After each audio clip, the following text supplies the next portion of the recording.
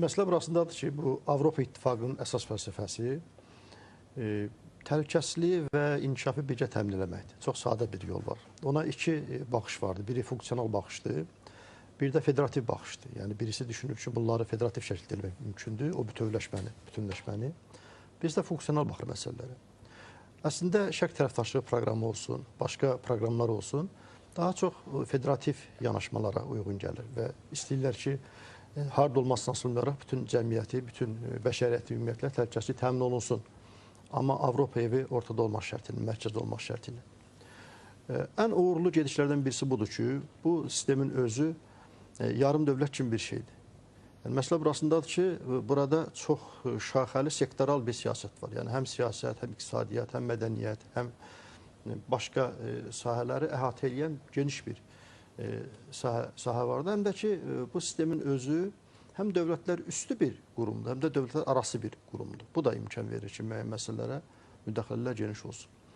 50-ci illərdən yaranmasına baxmayaraq, amma əsasən son vaxtlarda bu ittifaq daha ciddi şəkildə təmərküzləşdi. Çünki müəyyən təhdidləri gördülər, müəyyən revanşları gördülər, şər üçbucağından gələn təhdidləri görəndən sonra düşündülər ki, elə bir sistem qurmaq lazımdır ki, bərabər şəkildə güc hamının üzərində paylaşsın və bütövlükdə bəşəriyyəti təmin olunsun təhlükəsizliyi. Çünki ayrı-ayrılıqda heç bir dövlət öz təhlükəsizliyini təmin edə bilmir. Bu, həm Birinci Dünya Savaşında, həm də İkinci Dünya Savaşında özünü göstərmişdir.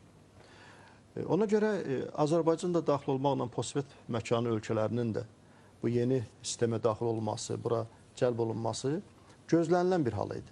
Yəni, əslində, hər kəs bilir ki, bunun gizlədilməli bir şey yoxdur. Postsovet məkanında məsələlər bitmiş sayılmaz. Yəni, hər kəsin burada bir gözü vardı. İstəyirlər ki, burada yeni bir ittifaqlar formalaşdırsın, yeni imperiya siyasəti yürüdülsün bu bölgədə.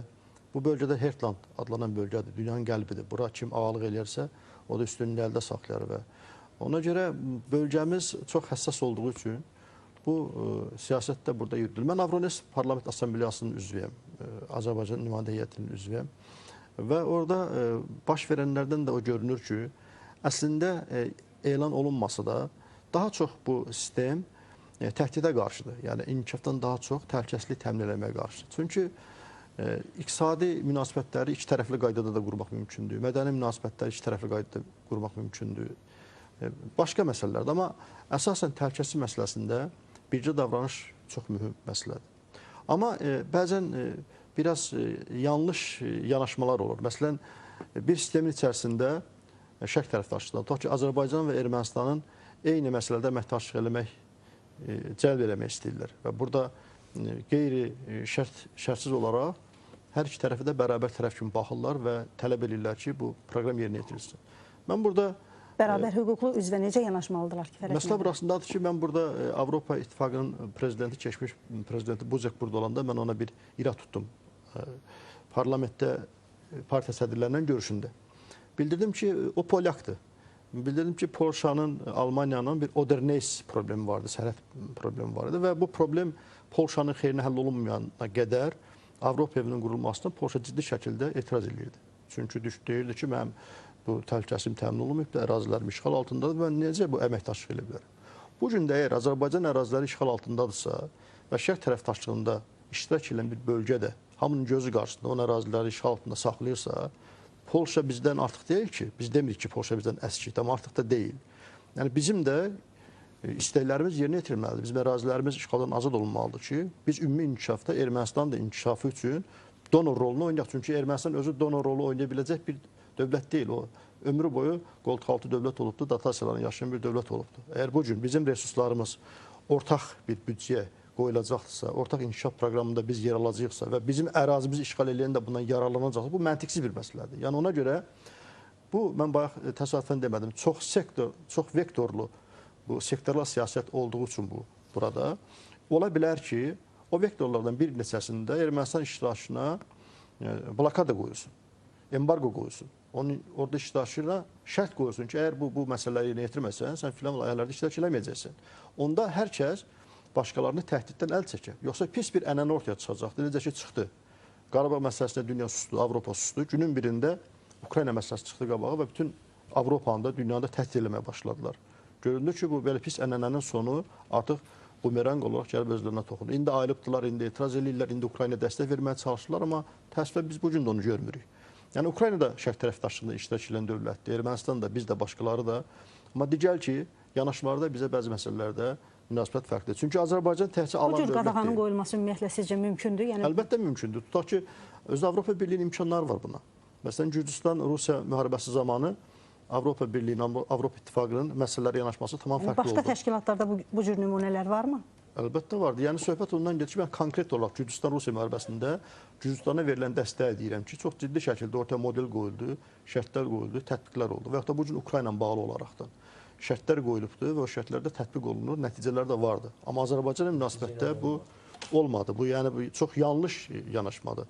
Və buradakı dəyərli insanlarımız da qeyd elədilər. Azərbaycanda sıradan bir dövlət deyil və həm də alan dövlət deyil. Həm də çox verən dövlət, öz büdcəsindən verən, enerji siyasətinin bizə gələndə iki tərəfli deyirlər. Doğru. Enerji təhlükəsizliyin təminatında ciddi rol oynayan, kilit bir ölkə, mədəniyyətlər arası dialoqda iştirak edən, dinlər arası dialoqda iştirak edən, etnos arası dialoqda iştirak edən kilit bir ölkəyi, tolerant bir ölkəyi, Ermənistan fərqli olaraq monoetnik bir dövlət deyilik, çox tolerant bir dini tolerantlıq olan bir ölkəyi, burada sinagoglar, məscidlər, kilsələr bərabər çalışırlar. Belə olan təqdirdə Avropanın bu baxışında tərəddüd eləməsi yanlışdır. Üstəlik də əgər burada söhbət şər üsbuzağına qarşı mübarizədən gedirsə, Ermənistan da birmənalı şəkildə şər üsbuzağında yer tutursa və yeni dünya düzəninin bölgədə və dünyada tətbiqinə mane olan sistemdə elementdirsə, bu elementin Azərbaycanla bərabər tutulması və Avropa açılımında bu tənliyə daxil olunması tamamilə yanlışdır, mən belə düşünürəm.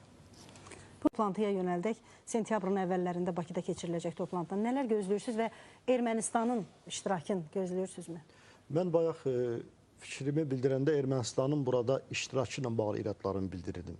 Amma Azərbaycanın ümumiyyətlə şərq tərəfdaşı proqramında iştirakı, Avropa inteqrasiyasının tamamilə tərəfdarıyam.